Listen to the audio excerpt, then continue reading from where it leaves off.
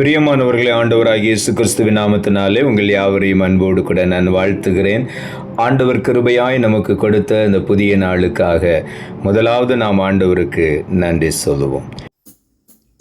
நன்மையால் உன்வாயை நீரைத்தாரே பூர்த்தியாய், நன்மையால் உன்வாயை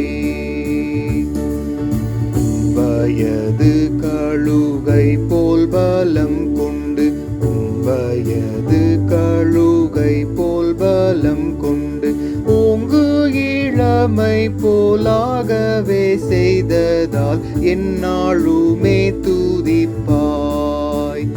என்னாத்துமாவே நீ என்னாலுமே துதிப்பாய்.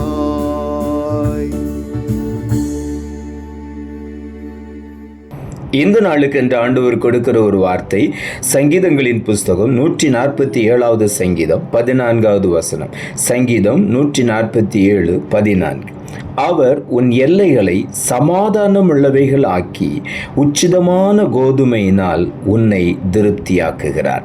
இந்த நாளிலே ஆண்டவர் நம் ஒவ்வொருவரையும் பார்த்து சொல்லுகிறார், உன் எல்லைகளை நான் சமாதானம் உள்ளவைகளாய் மாற்றுவேன் என்று சொல்லி. நம்முடைய எல்லைகளையே ஆண்டவர் முற்றிலுமாய் தம்முடைய சமாதானத்தினால் நிரப்புவார். ஆண்டவர் சொல்லும் பொழுது சொல்லுகிறார், என்னுடைய சமாதானத்தையே நான் வைத்து போகிறேன் என்று. உலகம் கொடுக்கிற ஒரு சமாதானம் அல்ல, உலகம் கொடுக்கவும் எடுக்கவும் முடியாத ஒரு சமாதானத்தை நமக்காக ஆண்டவர் வைத்து போயிருக்கிறார். ஆகவே தான் இந்த நாளில் ஆண்டவர் சொல்லுகிறார், உன் எல்லைகளை நாம் சமாதானம் உள்ளவைகளாய் ஆக்குவேன் என்று ஆண்டவர் சொல்லுகிறார். மாத்திரமல்ல, உச்சிதமான கோதுமையினால் உன்னை திருப்தியாக்குகிறார் என்று இங்கே ஆண்டவருடைய வார்த்தை சொல்லுகிறார். உச்சிதமான கோதுமை என்று சொல்லும் பொழுது மிகவும் நேர்த்தியான முதல் தரமான சிறப்பான ஒரு கோதுமையினால் உன்னை திருப்தியாக்குகிறார். கோதுமை மணியை குறித்து வேதம் அவருடைய வார்த்தைக்கு ஒப்பிட்டு சொல்லுகிறது. ஆகவே உச்சிதமான கோதுமை, அந்த பரிசுத்தமான வேத வார்த்தைகள் தான் உச்சிதமான கோதுமை.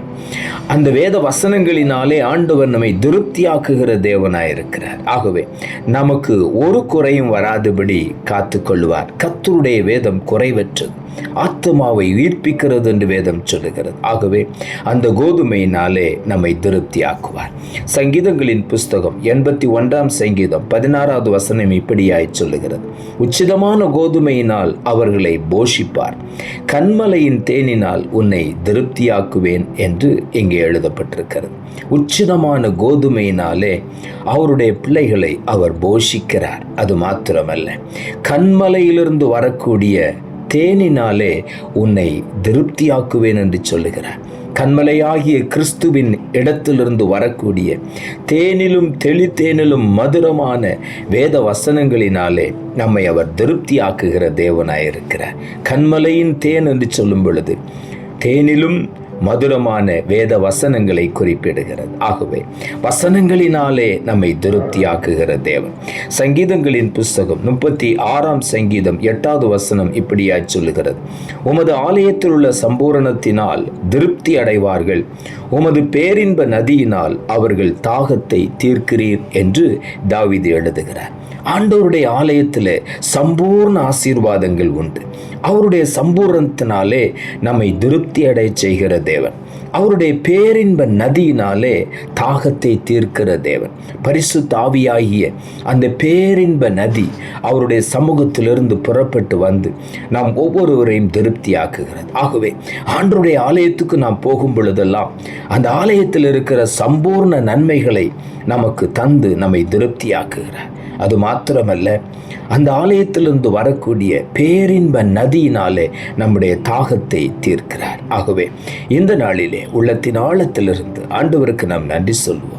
சங்கீதங்களின் புஸ்தகம் 103வது சங்கீதம் 5வது வசனம் இப்படியாய் சொல்லுகிறது, நன்மையினால் உன் வாயை திருப்தியாக்குகிறார், கழுகுக்கு சமானமாய் உன் வயது திரும்ப வாழ வயது போலாகிறது என்று தாவீது எழுதுகிறார். நன்மையினால் நம்முடைய வாயை ஆண்டவர் திருப்தியாக்குகிறார்.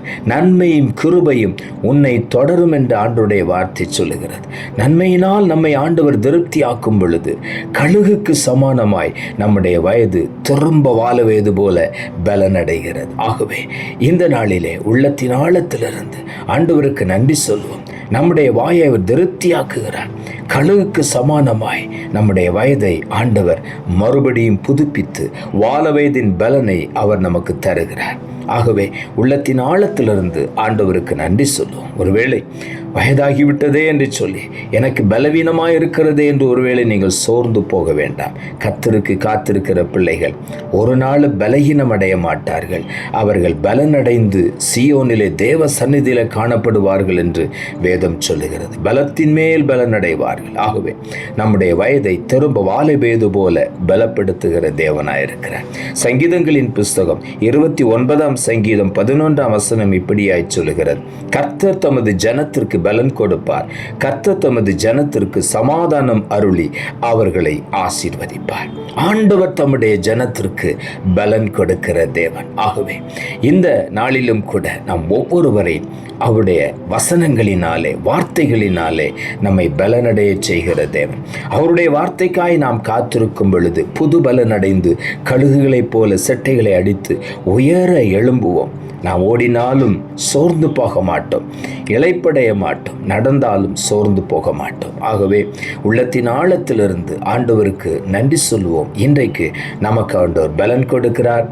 அவர் சமாதானம் அருளி நம்மை ஆசீர்வதிக்கிறார். உச்சிதமான கோதுமையினாலே நம்மை போஷிக்கிறார். கண்மலையின் தேனினாலே நம்மை திருப்தியாக்குகிறார். ஆகவே இந்த நாளிலே உள்ளத்தின் ஆழத்திலிருந்து ஆண்டவருக்கு நாம் நன்றி சொல்வோம். நாம் ஜெபிப்போம். அன்புள்ள ஆண்டவரே, கிருபையாய் நீர் கொடுத்த இந்த புதிய நாளுக்காய் மறுபடியும் எமக்கு நன்றி செலுத்துகிறோம். ஆண்டவர் கொடுத்த ஜீவனுள்ள வார்த்தைக்காக நன்றி. அவர் உன் எல்லைகளை சமாதானமுள்ளவைகளாக்கி உச்சிதமான கோதுமையினால் உன்னை திருப்தியாக்குகிறார் என்ற வார்த்தையை கொடுத்து வசனத்தை கேட்டுக்கொண்டிருக்கிற ஒவ்வொருடைய வாழ்க்கையிலும் பல சூழ்நிலைகளிலே நிம்மதியை இழந்து சமாதானத்தை இழந்து திருப்தி அடையாதபடி பல விதங்களில் தவித்து கொண்டிருக்கிற ஒவ்வொருவரையும் இன்றைக்கு உம்முடைய சமூகத்தில் கொண்டு வந்து அவர்களை சந்தோஷப்படுத்தி அவர்களுடைய எல்லைகளை சமாதானமுள்ளவைகளாக்கி உச்சிதமான கோதுமையினால் ஒவ்வொருவரையும் திருப்தியாக்குகிறபடியினால் உமக்கு நன்றி. கண்மலையின் தேனினால் திருப்தியாக்குகிறபடியினால் உமக்கு நன்றி. உம்முடைய ஆலயத்தில் உள்ள சம்பூர்ணத்தினால் ஒவ்வொருவரையும் திருப்தியாக்குகிறபடியினால் உமக்கு நன்றி. உம்முடைய பேரின்ப நதியினால் ஒவ்வொருடைய தாகத்தையும் தீர்த்து இன்றைக்கு புது பலனை கொடுத்து ஒவ்வொருவரையும் மகிமைப்படுத்துகிறபடியினால் உமக்கு நன்றி. மேன்மையான ஆசீர்வாதங்களை ஒவ்வொருவரும் சுதந்திரித்துக் கொள்ள நீர் உதவி செய்கிறபடியினால் உமக்கு நன்றி. தாழ்த்துகிறோம். இரட்சகர் இயேசுவின் நாமத்தில் ஜெபிக்கிறோம் நல்ல பிதாவே. ஆமென்.